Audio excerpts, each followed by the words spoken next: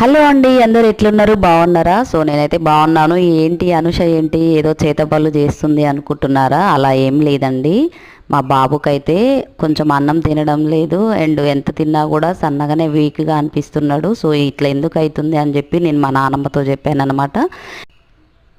ఇంకా పెద్ద ఆవిడ కదా, సో ఇంకా వాళ్ళు ఆ ఏజ్లో వాళ్ళకి అన్నీ తెలిసిపోతాయి కాబట్టి, సో ఇట్లా అన్నం తినటం లేదు అమ్మ అంటే, బాబుకైతే ఇట్లా చేయి తల్లి అని చెప్పింది అనమాట.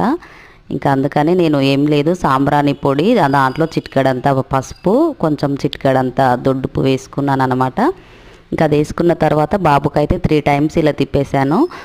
నేను ఇలా చేస్తున్నానని మీరు ఏమనుకోవద్దు, ఎందుకంటే చేతబాళ్ళు అవి ఇవి కాదు, పిల్లలకి నరదిష్టి అనేది ఖచ్చితంగా తగులుతుంది. సో మనకైతే పెద్దవాళ్ళం అయితే మనం చెప్పుకుంటాం, చిన్నపిల్లలు ఏం చెప్పుకోలేరు. మీ పిల్లలకి ప్రతి సండే మీకు వీలున్నప్పుడు మాత్రమే మన పిల్లలను మనమే కాపాడుకోవాలి. సండే కానీ లేదా థర్స్డే రోజైనా, అమావాస్య రోజైనా మీ పిల్లలకైతే ఇలా చేయండి.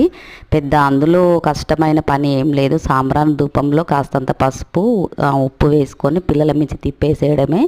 అది ఇంకెక్కడికో బయటికి వేయడం అది ఇది ఏం కాదు, ఇంట్లో చేసుకోవడం బెటర్ కదా. మన పిల్లలను మనమే కాపాడుకోవాలి. సో ఇంకెందుకు మరి లేట్, మీరు కూడా ట్రై చేయండి ఫ్రెండ్స్.